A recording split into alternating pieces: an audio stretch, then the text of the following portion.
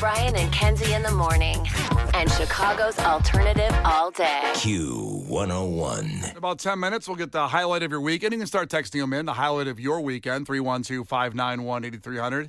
Kenzie did Kenzie Palooza over the weekend, was all over the place, giving away free Twisted tickets all over the place. And so we'll hear what happened on her journey around the city as Santa Claus, giving away free tickets. Twisted Week tomorrow, night one. We'll have free tickets all morning long as well. But first, a fact that makes your brain go.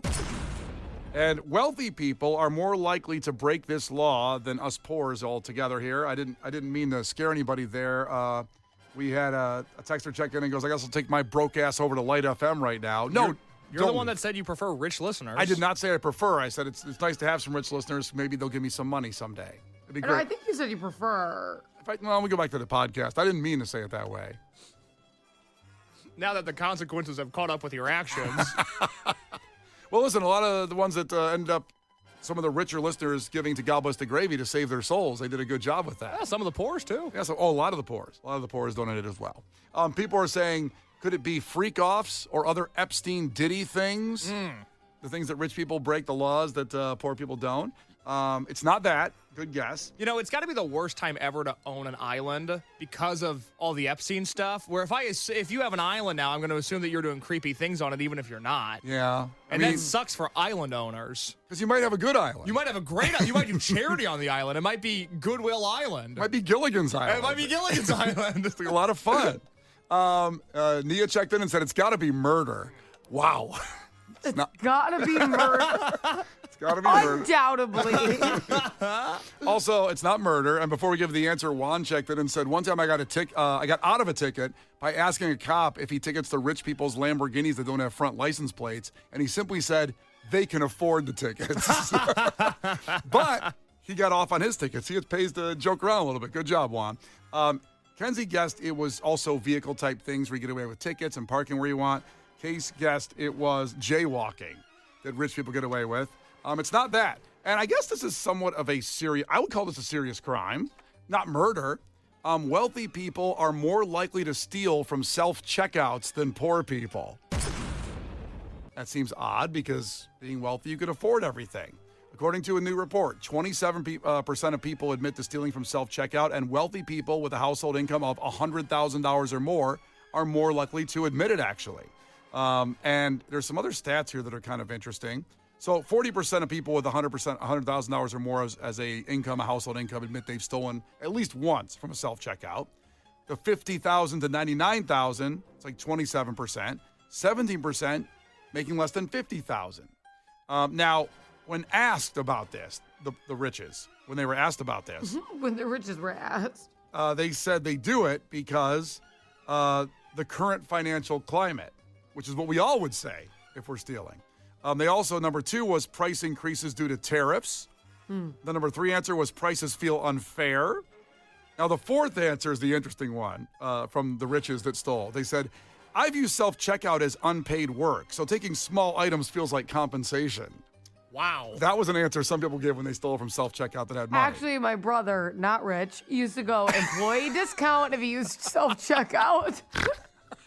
I've never thought of it like that before. This is a good brainstorming session here. I'm not saying you should go steal from self-checkout I gotta go start today. stealing. That's exactly what you're saying. Well, here's what I'm wondering, because at least Target I can think of has the camera on you at self-checkout. Yeah, they all do. We're living in a constant surveillance state. There's cameras on you wherever you go. Does Whole Foods do that? I think they have a camera. Everybody's got a camera on you. Walmart does? Yes. Okay. Yeah. I guess, don't they stop you right then? Is anybody watching those cameras? So what I've heard, and I do not know if this is true, is that in the case of Target specifically, if you steal small amounts of items, they will not stop you. But because we live in a surveillance state and you're constantly being watched, they now have your facial pattern. And once you steal enough to where it's a felony, then they will step in. I don't know if that's true. I know the corporation would deny it, but that's what I've heard about Target, is they will essentially let you get yourself into more trouble so they can charge you with a greater crime. It's kind of like a Sopranos RICO type case. Exactly. They want you to have more crimes to put under one arrest. Now, for those inquiring, when you say that, Yeah. I walked out the other day, and I walked through Here's the problem. My baby's got a sticky finger issue that I can't keep up on. So I'm going through their like version of a dollar section. You know, the Target's got like the $3, $5, $1 section. So I'm walking through there, whatever. He loves to lead over and like drag his hand across whatever we're doing. So he does it in the clothing aisle. So I walk out of the store and I look next to him and there's a little Christmas duck. He stole one of the rubber ducks that the Santa hat. Oh. I'm like, like, why do you have to just get your little hands on everything? And I had already checked out. And it's like, in that scenario, are they like one duck, $1 towards a felony? Yes. No, you'll be tased the next time you walk in there. Amazing. See, now the good news is Marino's too young to, let's say, have a Jimmy John's app on his phone. So he hasn't used facial rec to open that up to get to his account yet. So I'm guessing Marino's facial rec is not prevalent in the police. Well, I didn't think, okay. But Kenzie's probably is what you're saying, right? Yeah, well, Kenzie has a criminal I don't record. think they're going to tackle Marino when we walk in. Well, I would say if they're looking at you or Marino, if they knew your history, they don't want to tackle you because you're going to fight back, and Marino's just going to go down. I mean, they tackle a baby, a 1-year-old, for taking a rubber Honestly, duck. they'd rather tackle me. That little effer's going to kick you right in the face. No fear. No fear. Oh, he's vicious. Yeah, I listen, of course, you should not steal no matter what. I know prices are stupid, and a lot of people are checking in saying, like, I make over $100,000, and I don't consider myself wealthy. Oh, must be nice. Well, that's true, though. And today, I mean, over $100,000, if you live in Chicago, you're the most taxed state of all. I mean, you're not really, no one would say Mr. Wealthy there coming up there. If you think wealthy, you're thinking $1 million and up. Don't you think that? No, I don't think wealthy people just make $1 million. I think wealthy people can make $200,000. That's considered wealth in my eyes. What's the lowest threshold of wealth? Is it $1 million? I think if I'm using the word wealthy. Well, you're using the word wealthy. I'm using wealthy, not rich, not like well off. I'm saying wealthy has to be $1 million. They have to have $1 million in the bank to be wealthy. $1 million in the bank? Yeah. No, I would say maybe a net worth of $1 million. Because if you own a house or a car, I mean, think about how close you are already getting to that, and then you have a surplus. I don't think $1 million sitting in the bank plus all of your assets. That would make you a multi-millionaire already. I don't know. I think you got to have $1 million because people can be, what do they call it, cash poor. Like I said, they got all this stuff like a boat. But think about having a couple $100,000 in the bank to just dip into. That's a lot. It is a lot. I wish I had that. But $1 million, that's what I'd say. Oh, that guy's wealthy. He's $1 million in the bank. Cash. $1 million cash. That's like next level. I think that's above because when you like net worth matters, and if you're not even considering all of their assets they have outside, just having $1 million that they could spend and it doesn't matter, that's crazy. Yeah, I put in what is wealthy in a and it said not you because you had to ask. They're like, how about you don't worry about it? Yeah. It's not for you. It's the first time AI blocked me. Oh, gross. Is your definition of wealth somebody that just has enough money to wear a monocle? They walk around looking like Mr. Peanut? Ooh. I wish I had monocle I feel like money. Brian's thinking of generational wealth. Like Brian's thinking mansions, multiple Rolls Royces, family crests. Like you're thinking of generational wealth, but there's a lot of people who just have a lot of money. Yeah. $1 million. $1 million. That one, $1 million in cash. Can you imagine, like, you go to someone's house and they go, like, go wait in the library over there if they say that? That's wealthy. Like if they wait in the West Wing for you? Yes. You have like a cartoon imagination of what wealth is. I know. Okay, here's Adam checked in. My wife and I clear over $160,000 combined. And at times we've struggled with 2 kids because one has some medical bills and daycare. Daycare is ridiculously expensive. So that's $160 right there. Not wealthy. Hopefully they're doing okay. Hopefully. I mean, but you got to have $1 million and a wing and a monocle. And a family crest. Yeah, okay, now we've gotten what wealthy is. Good, we got that. The Brian and Kenzie Show. On Q101. Brian and Kenzie on Q101. We're going to talk about phobias. We're going to get together as a family here. We're going to just open it up to 312-591-8300. Something that you have a phobia of, you're scared of, whatever. This leads from a conversation about Miley Cyrus, who shared a fear of paper recently on the Jimmy Kimmel Show. So paper, like especially wrapping paper. They were talking about Christmas, and she then really got into this really fearful, scary thing about the touch of paper to the hands. which is the crinkling of it. Everything just annoys her to the point of almost vomiting. Just paper. Oh. Yeah. It's not, Okay. not a joke. Just I guess for her, that's what it is. And the other one was in an interview with January Jones, the actress who you may remember from Mad Men, from X-Men First Class, from We Are Marshall. She's allergic, or not allergic, but she's has a phobia of people eating potato chips around her. Oh, she'd hate me.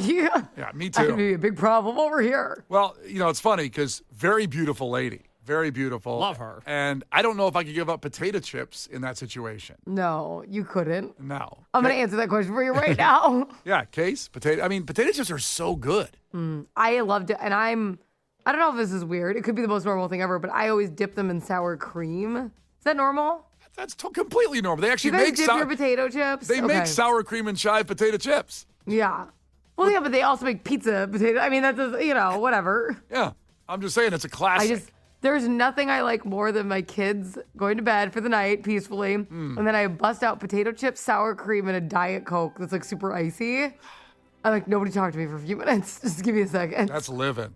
Right? That's it for me. And forget about saving some of that sour cream for tomorrow. No. That dunk. I tub just is keep gone. dunking. What kind of chips do you dunk in? My favorite, now listen, I love potato chips, connoisseur. I'm a fan of many a flavor, okay? I really like a good, like a sea salt kettle, and I like the folded ones. So if you look at a bag of potato chips in my house, there's probably no folded ones left because I do hunt for folded potato chips. So your husband And opens up. they fold over when they're kettle. That's like my favorite thing in the world. I'm aware of the folded potato chip. Is that a preference of? I have to have the folded ones. Well, you load it up with sour cream like a bucket. They're Like a just bucket. nice and durable. Yeah. And then when it crunches, the sour cream in your mouth explodes to every angle of your mouth. I am telling you, if Lay's was like, we're putting out Lay's folded, I'd be on my 600-pound life the next year. The next year. Lay's, At are you least it's listening? an obstacle for me. Got it. Sounds delicious. Sounds like you can't give up chips for January Jones. I can't. I don't care. F that bitch. It ain't happening. I don't care. I'd give up oxygen if January Jones asked me to. I do not, because I'm also at a stage in my life where potato chips don't call to me. I don't have a go-to chip. There's no chip that I'm ever craving. I'm not going to the chip aisle.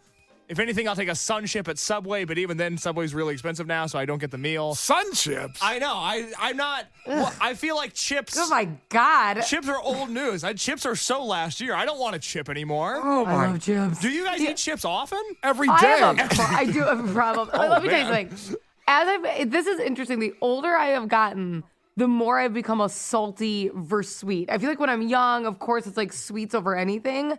I crave something salty to like unwind because I don't drink. So at the end of the night, I'm like, give me some potato chips and sour cream instead of like a glass of wine. That's like, it's my Merlot at the end of the night. But I don't drink either, and I'm not running for the potato chip. Oh, my But goodness. what is your little vice at the end of the night? Do you have to have something that it's like, I want to have this? Like a peanut butter and jelly? Maybe. I like You do fruit. throw back Uncrustables. I pretty. do, because they've got the raspberry jelly ones now, and those are a game changer. You can't go to bed on sweet. You have to go to bed on savory, like Kenzie's talking about. I just have become a salty bitch. I don't know. Yeah. You go to bed with that. Like that sounds delicious, but then you got to follow it up with like pretzels. You're. Well, I don't have to. You do. I'm not eating a pretzel before bed. I'm going to be gasping for air in the middle of the night. You're gonna be fine. I'm going to be like SpongeBob out of water. Let me tell you something. Costco had these Great Lakes chips recently. I saw you digging through your camera roll there. I was wondering what you were doing. I want to remember exactly the name of it.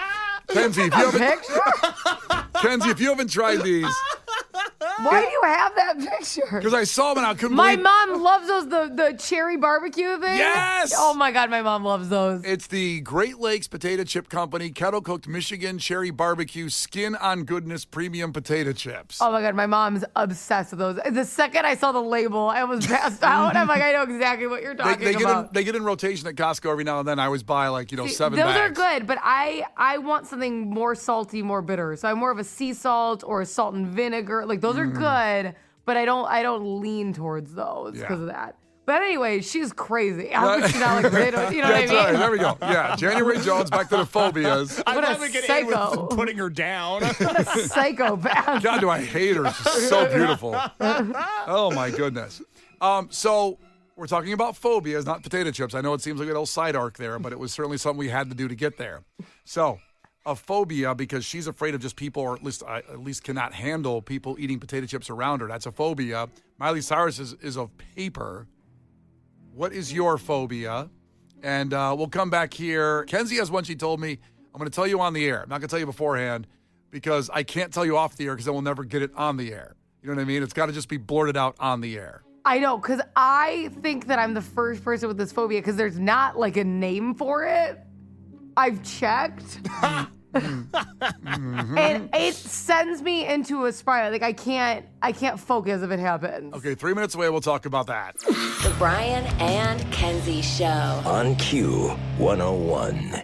The Brian and Kenzie Show. On Q 101. Talking about phobias, Miley Cyrus admitted she's has a phobia with paper, just crinkling, crumpling. January Jones, the actress from Mad Men, and among other things, was chips. Let us a nice side arc talking about potato chips, people eating chips in her presence. Kenzie has one. She said she has to tell me on the air. If she told me beforehand, we'd never get to it. So what is it, Kenzie? I'm sitting here waiting patiently for this. Okay, so I have a phobia of things being like pushed to a limit, or if they're about like they seem like they could break. So like if I get on an elevator, there's a bunch of people I have to get off. If a light comes on in my car because there's something wrong with it, I'm like, my car's gonna explode. Like I can't, but I can't breathe. Like one thing I can't do in my car is, you know how both sides can be different temperatures? So you know how like one side, like you know how you can dual temperature control and like one side of your car you're gonna blow. Yeah. I think that that's too much for the car to handle. So I can't have two different temperatures in my car because I think my car is going to break or like explode. So like anything, and like a bunch of people on a trampoline can't do it. Like anything that seems like you're putting a lot onto something starts to stress me out. Like it's going to break or I want to explode. Yeah, the thing, my OCD kicks in when you're talking about the temperature to change on each side. I can't do it. Because Megan will always just flip one of them the other way, and they have to be consistent. The guy who invented that should be shot. The dual temperature control in a car. He should be because shot. it doesn't make any. How could my engine be going 75 miles an hour and put out hot and put out cold and the windshield wiper? It's just gonna explode. I actually agree with Kenzie on this one. I don't like it. I can't handle that. I need consistency. I don't want then for the rest of my life, or at least the time I can link them up again, is to have to turn one and the other one's sitting over there at like 63. Or like you know when you see like kids on a trampoline and they do that like they all jump in the middle. Mm-hmm. Oh my God, to like burn the trampoline. I can't look at it. I can't be on it. As a kid, I couldn't go on them because of that. I'm like, you're going to break it. The whole thing's going to explode. Now, I'm not a car guy. I don't own one. Don't really have a ton of desire to own one. But am I wrong in saying there's been 0 deaths related to dual temperature control in motor vehicles? I don't feel like I'm hearing a lot of this on the news. I feel like even the lamestream media would cover this story if Chevy Impalas were exploding because one person had it hot and one person had it cold. Yeah. But think about how much your car's doing and then pumping out multiple temperatures. Yes, but that's part of why they do it is they go, hey, our car can do so much. You should buy our car. Not these other cars that can't do that. It's a selling point for most. Okay, like you know what pisses my husband off? Part of lot. this? Like my fridge, I can't, like he'll put like a new milk in there and then he'll put a new orange juice and then we make iced tea and when it's all full, I'm like, our fridge is going to break. The shelf is going to break. Like you're putting too many full products into the fridge. Yeah, that's terrifying when those glass So I shelves start come putting crumbling on like, down. I freaks you out. I start pouring stuff into smaller containers and redistribute it. He's like, oh my God, it's fine. It just fits on the shelf. It's too many new products on the shelf, though. I don't think it can handle that many new products. Now, I looked up, does dual controlled temperature in cars, has it ever caused a problem? The answer is yes. Dual zone climate control systems in cars can cause problems, primarily due to the added complexity and extra components they introduce compared to a single zone system. Most common issues are related to uneven temperature distribution between the driver and the passenger. Okay, but that's a temperature problem, not an explosion problem. Well, I didn't say it's It going to said explode. most common, least common is probably explosion. Still a problem. This can lead to a faulty blend door actuator. That sounds expensive. I don't want to be a part of that. I don't know what the last word was. I don't there. either. I don't know what that is. That's what they say at the dealership. And they'll say, like, yeah, it's going to be $3,000. Accurator? Accurator? Yeah, I don't know. Not familiar. So that's all of that case, what Kenzie has going on. I can't. Good Anything luck. being pushed to a limit. I can't. I'm amazed you guys can leave the house some days. And that's coming from me. It does say something. But what do you have a phobia of? I have one really strong one. And, I'd like to think I'm a pretty open book. I can take a joke about myself here and there. I have one thing that I don't think is funny, and I don't like when people mess with me about it because it's a deep-rooted phobia, and I do not find it to be humorous whatsoever. And that is being near, touching, smelling, interacting with styrofoam.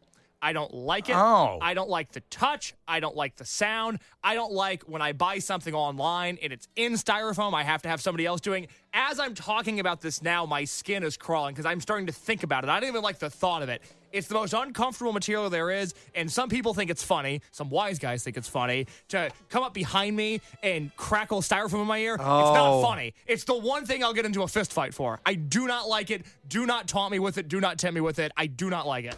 Oh, but I'm a psycho, okay? Yes, thank you. Okay, that's fair. Yeah. Okay.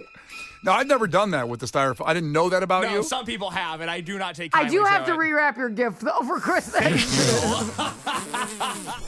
The Brian and Kenzie Show. On Q 101. We're talking about your phobias. Miley Cyrus came out and said she has a phobia of paper. January Jones, another big actress from Mad Men, among others, said she has a fear of people eating chips around her, led to us having a really in-depth chip conversation, and how chips are amazing. But your phobias, Kenzie has just shared a phobia of everything being just almost too much. It doesn't matter what it is. Things being pushed to the limit, like so things that seem like they're about to break or be at capacity or just like overdoing, like working an item too hard. One thing I wanted to follow up on when you said like an elevator, when too many people get on, you get off. Yep. How do you navigate that? Are you in the back and then you just kind of say, "Excuse me"? When, let's say Yep. a big dog Gotta gets on there, go. like they do. They have the thing on there. It says it's about like 2,000 pounds or something capacity. Are you looking at people's body types when they get on and go, Yep. "Woof, that was a big dog just got on here. I guess I better get off." Well, I just think like it's some of them are way less than 2,000 pounds, like way less. Like some of them are like 700, 750. And when you're like, I'm like there's more than 7 people in here. So guess what? Like we've beat that for sure. I don't care how big you are. Like, you can be really tiny and beat that. And I'm off quickly. I don't think I've ever seen an elevator say 700 pounds. That's not that many people. It's a bad I know. elevator. It's really You bad. gotta get a better elevator. I mean, that's just 3 of I me don't and we're own done. it. Yeah, we're out with 3 of me. Kenzie, how do you do on bridges? I don't like being stuck in traffic on bridges. I can go over a bridge because it's not being pushed to the limit. But what about like a walking bridge? If you were going to be walking over a bridge, maybe suspended over a body of water? That's fine, but if it felt like there was too many people on it, then I'd freak out. Okay. It's only it being pushed to a capacity. What about those? You know? What about those tunnels in the ocean? Like when you're in a bay, and you go in those tunnels. Like you lived in Florida You know for a what little I bit. can't do Oh. is when people are like, "Oh, let me go inside that cave. I'm gonna swim under the rock and then pop up because I'm gonna get stuck." I know I'm gonna get stuck.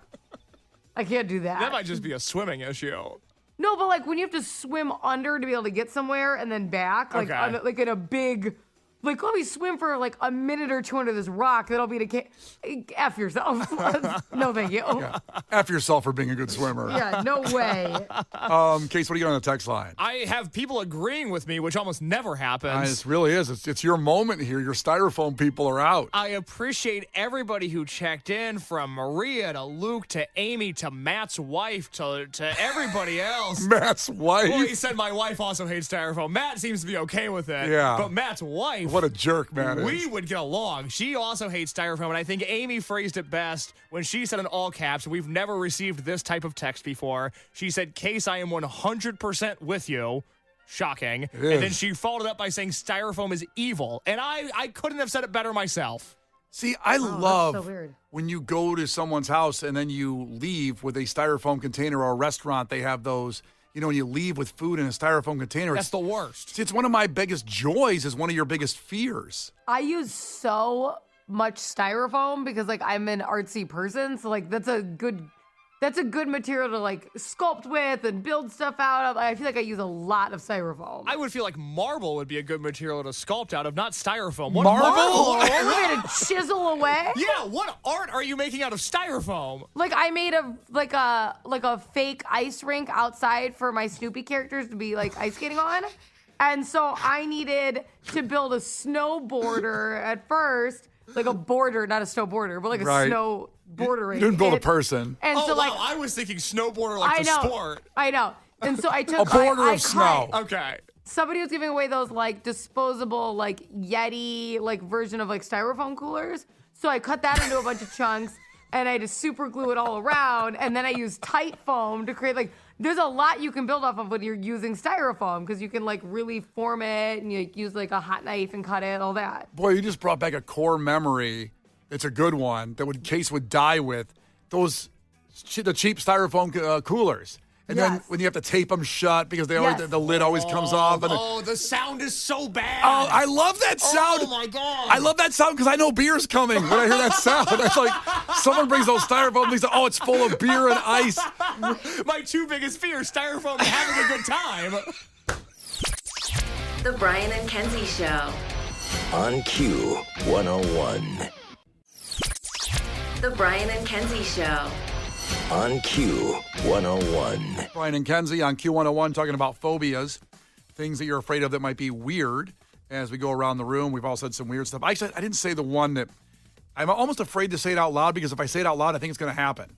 What? And I have this phobia, and this also goes a little bit, I guess, to OCD, but I'm afraid of going to bed and waking up in a coffin. Well, and I've thought about it. It's going to happen someday if I die on my sleep. but you won't wake up in the coffin. I think I will. I'm so afraid of, like, I don't want to be cremated, but part of me wants to be just to make sure I'm not here if I die. Maybe you should do that. Or you put one of those little bells on your finger like they used to do back in the day when you get buried. You could request one of those. See, that's So it rings. That's what gets me because what they did, Case, back in the day. I don't know this. They used to. What? So they used Good. to sometimes put strings up from a coffin, like out to the. So they wait. Can I say it? Because you're fumbling. So Oh, they no, put strings. no. This is why they thought people were.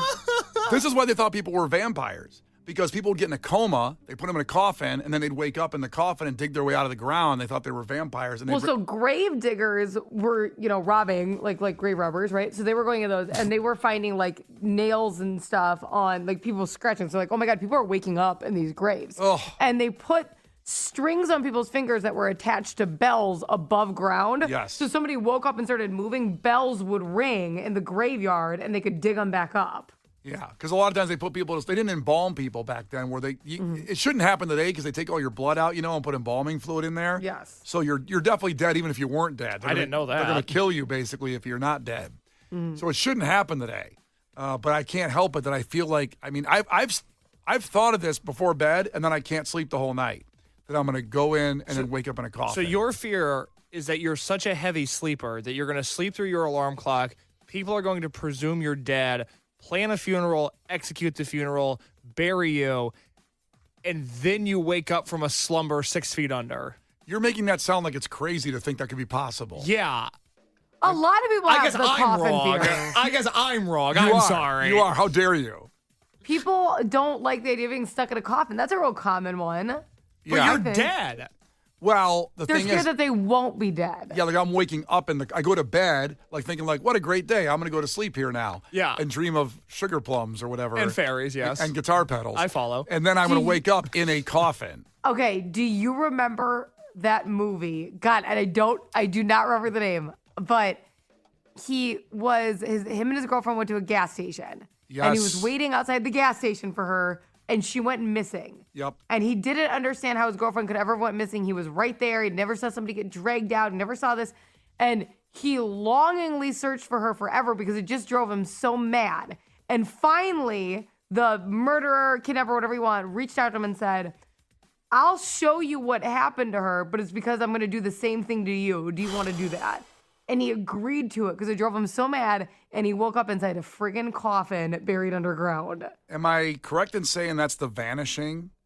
I have no idea what the movie's name was. I don't think I was supposed to be watching it. I was very young. Yeah, I can't believe you said that, Kenzie. It's like a movie from the 70s. It's some directors, like great horror directors, have called that the most horrifying movie of all time. Yeah, and I've seen it, and that's why maybe that's in my head. Yeah, it's messed up. So if I die, throw me off a cliff or something. Done. Because I have a much greater fear of dying than I do being buried alive. I mean, Why? Because you're going to hell, or like what's the vibe? Yeah, because I'm going to hell. Yeah, that's why I'm afraid of dying. You're It's going not, to it's not that I enjoy life or anything. It's that I'm going to hell. you're going to hardcore hell. What's hardcore hell? Is that worse than regular hell? What's hardcore hell? It's No, the he would like hardcore hell. He's got to go to like pop hell. Country hell. country hell would be good for him. He'd hate it. Jelly rolls there. Oh my God! I'm in hell now! He's everywhere. I can't get rid of the guy. But Jelly Roll's alive, and he just comes down to visit you down there. Oh, God. If I die before Jelly Roll, that tub of lard, something's gone horribly wrong. He's lost a lot of weight recently. Not enough. Not enough. Hey, Case Man, welcome to hell. I know you think it's going to be bad, but check it out. I'm going to play all my songs for you personally, No, man. he'd be And I like, brought my listen. friend Brent from Shinedown with me. Hey, listen. I've been to hell before, and you could always come back. You can always come back. The Brian and Kenzie Show. Q101. Brian and Kenzie on Q101. Garbage singer Shirley Manson flipped out at a guy because he had a beach ball at a show. Now, they're doing their farewell tour. Garbage has been around about 30 years. Very deserving. I've interviewed Shirley Manson several times. She's delightful, and the band is an incredible live band. But they're doing their farewell tour because of a couple rants she's done about it. You can't even be a band anymore and afford to do it. It's very difficult. And she says, don't feel bad for us. We've made it, and we've been around a long time. But she was kind of defending newer bands. But then some guy just has a beach ball at the show, and she says this on stage. Guy with your big beach ball. Ooh, I'm so scared of you, so thrilled by you. What a douchebag. Like, it literally makes me want to beg people to go over there and punch you in the face. It's disrespectful, and musicians have had enough. And we're fed up of not getting paid properly, and fed up of having to play for douchebags like you. You're a middle-aged man in a ridiculous hat. Literally want to ask people to punch you in the face. But you know what? I'm a lady, so I won't.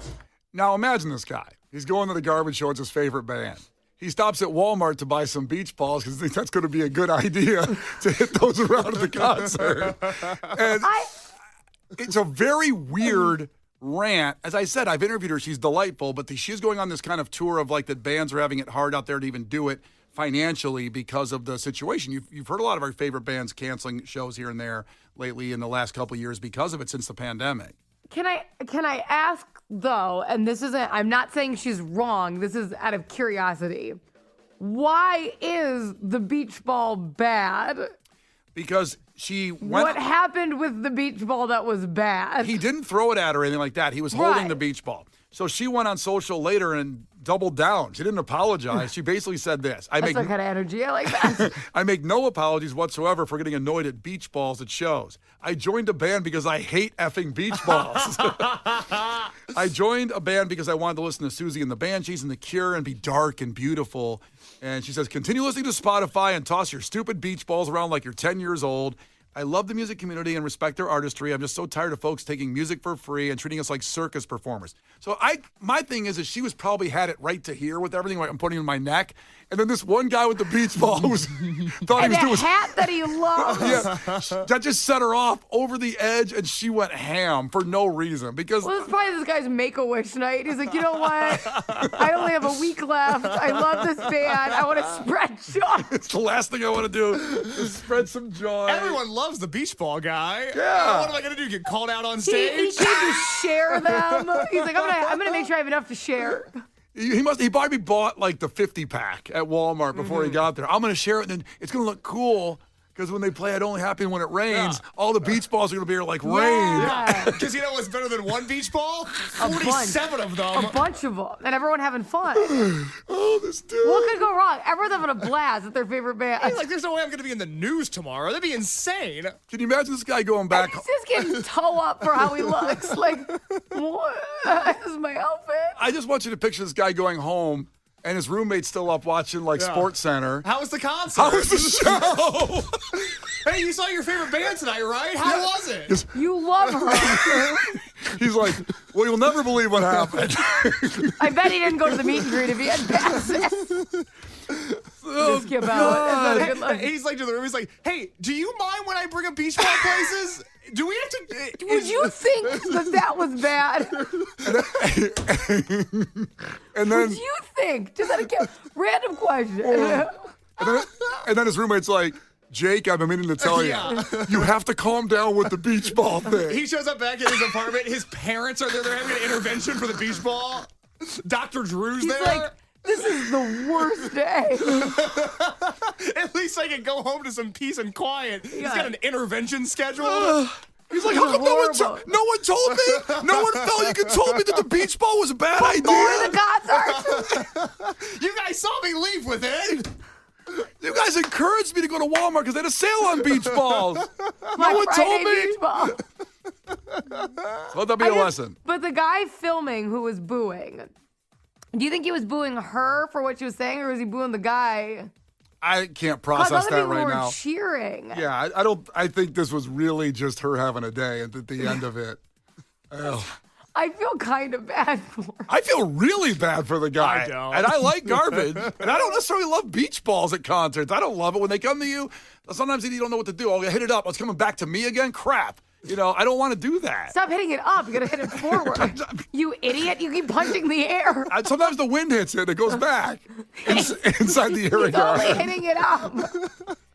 It's very unnerving that if you're going to hit a bad shot, people are going to think you can't hit a beach ball in here. Humiliating. When Take my your man husband, card. when my husband was performing, I swear to God, when my husband was performing, I think he was in Milwaukee. There was a bunch of beach balls at a New Year's Eve show, and somebody spiked it and hit up stage. And he's holding a microphone, and it went in, and it chipped his tooth. What? He had to get off stage and gush blood out of his mouth. A beach ball chipped his tooth? No, because the beach ball hit the microphone. Oh. And it went right into his mouth, and he had to go off stage because of the beach ball catastrophe. And as you can hear Kenzie laughing about her husband losing his tooth, it was a good day for her. I thought it was so funny. Brian and Kenzie in the morning. And Chicago's alternative all day. Q101.